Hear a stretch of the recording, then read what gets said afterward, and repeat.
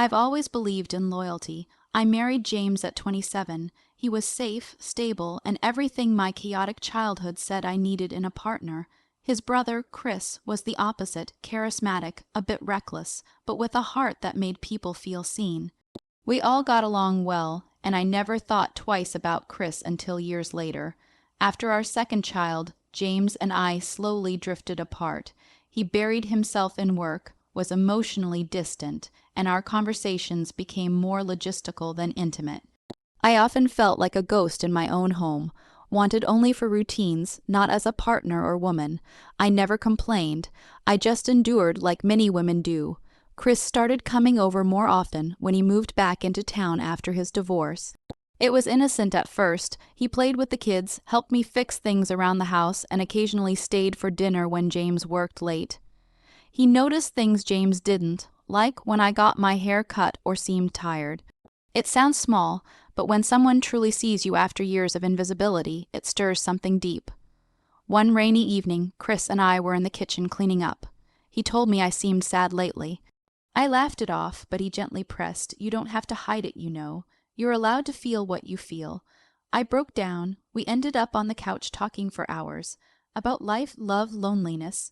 When I cried, he held me. That was the first moment I felt a shift. Not lust, but connection. Weeks went by, we didn't plan it, we never even kissed. But our conversations grew longer, texts more frequent, glances more loaded.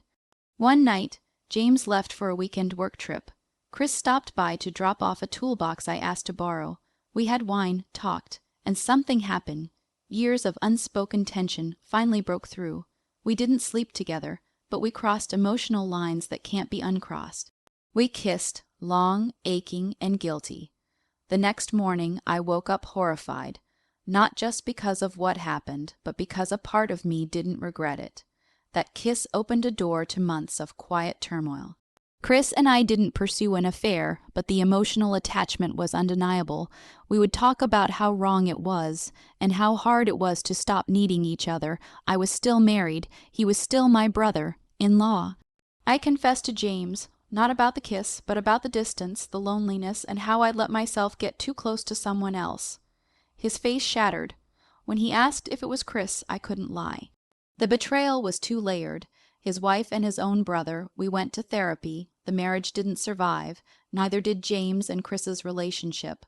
I lost my husband, and a family tore apart because of what began as emotional starvation. Emotional neglect in a relationship doesn't always announce itself with shouting matches or dramatic silences. Often, it's quiet, an invisible erosion of connection that slowly hollows out intimacy from within. It's when conversations become functional, affection becomes rare, and one or both partners begin to feel unseen or unheard. Over time, this emotional vacuum can become unbearable, especially for individuals who value closeness, communication, and emotional reciprocity. What begins as simple frustration can turn into deep loneliness. In many real-life infidelity stories, it's not lust or impulsivity that causes people to stray. It's emotional starvation. People don't always seek out affairs because they want to betray. They sometimes find themselves connecting with someone else because they are desperate to feel alive, recognized, or valued again. In long-term relationships, especially marriages that span years, and whether changes like children, careers, or personal losses, emotional maintenance often takes a backseat. Life gets busy, and couples unconsciously start operating like co-managers of a shared life rather than intimate partners. What once felt like a sanctuary begins to feel transactional. The woman who once felt adored for her humor now only hears from her husband when the groceries are out or the kids need a ride. The man who once felt emotionally safe and uplifted now finds only silence or criticism in place of support. This slow, growing gap can be hard to notice at first, but its effects are profound. Emotional needs don't vanish when they go unmet. They intensify. When those needs aren't fulfilled within the relationship, they start to seek outlets elsewhere. This is where the unexpected attachment often forms. Sometimes it's a coworker who listens, a friend who understands, or, as in many complicated cases, someone from within the family or social circle. These individuals don't start out as threats to the relationship. They often appear as confidants or companions during times of vulnerability. A sister-in-law, a neighbor, or even a brother-in-law may seem like a harmless emotional support figure at first. What makes these connections dangerous is not just the betrayal of a partner, but the crossing of emotional boundaries with someone who should have been off limits from the start. When someone outside the marriage begins to meet emotional needs, offering empathy, affection, or simply attention, the attachment deepens. It starts with conversations, shared frustrations, and mutual understanding, often under the guise of friendship or familial support. These emotional connections can be intoxicating. They reawaken feelings long buried, validation, excitement, and emotional resonance. For someone who's been feeling invisible, having someone notice a new haircut, ask about their day with genuine interest, or offer a space to be vulnerable can be incredibly powerful. The heart doesn't always distinguish right from wrong when it's desperate for connection. Emotional intimacy, in many ways, can be more compelling and dangerous than physical intimacy because it involves trust, shared vulnerabilities, and a sense of being truly seen. Once this line is crossed, even without physical contact, it creates a private emotional world between two people, one that begins to exist outside the boundaries of the primary relationship. When these emotional attachments form, they're not always pursued with the intention of hurting anyone. That's what makes them so complicated. People don't wake up and decide to fall for someone inappropriate. It happens gradually, subtly. The person may still love their partner, but feel emotionally starved and disconnected. The new attachment, often formed organically and unintentionally, fills a gap that has gone unaddressed for far too long. And yet, even if unintended, the consequences are real. Once the emotional bond with a third party grows, it's hard to keep emotional energy flowing toward the original partner. Intimacy is fine. It can't exist in two places at once without causing rupture. Emotional neglect doesn't justify betrayal, but it helps explain how some betrayals take shape. Affairs of the heart often begin in overlooked moments. When one partner is scrolling through their phone while the other is talking, when kindness is withheld, or when everyday life becomes a series of tasks instead of shared experiences. These quiet fractures accumulate, and in that space of silence, someone else's voice can slip in and feel like salvation. What begins as comfort can quickly become entanglement, and what once seemed unthinkable can begin to feel inevitable. The danger of emotional neglect lies not just in its quietness, but in its ability to open the door to connections that may threaten the very foundation of a relationship. Secret love affairs are rarely born out of malicious intent. More often, they emerge from moments of vulnerability, unmet needs, and deeply human desires to feel connected, understood, and emotionally alive.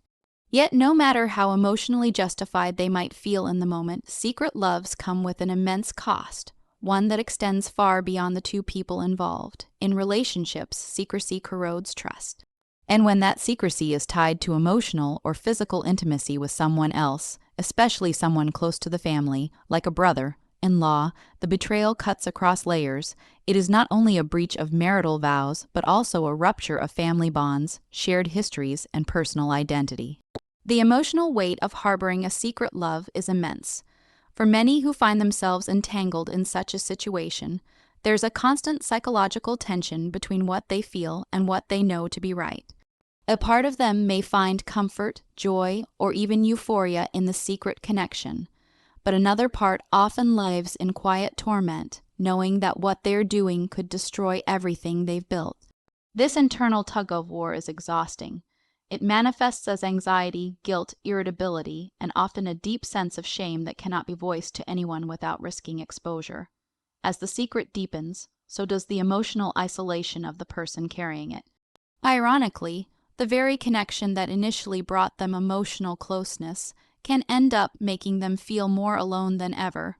One of the most devastating effects of secret love is the gradual erosion of authenticity. To keep the affair hidden, the person must often lie to their spouse, their family, and themselves. These lies may start small, where they were, who they were texting, but they grow, consuming more of their life and altering the way they interact with others. Living a double life, even emotionally, requires the construction of two versions of self, one that exists in public and one that exists in private. Maintaining these personas is mentally and emotionally draining, and it distorts one's sense of integrity and wholeness. Over time, it becomes difficult to know which feelings are real and which are part of the illusion they've created to sustain the secret. The ripple effect of a secret love affair is rarely limited to just the two involved. Once discovered, or even suspected, the fallout spreads rapidly. The betrayed partner is often left to grapple not just with the pain of infidelity, but with the loss of trust in someone they believed in, someone they shared a life and future with. In cases where the third party is a family member, like a brother-in-law, the betrayal cuts even deeper. Not only does it dismantle a marriage, but it also fractures the larger family structure, straining or completely severing sibling bonds, complicating family gatherings, and leaving children, parents, and extended relatives caught in the emotional wreckage.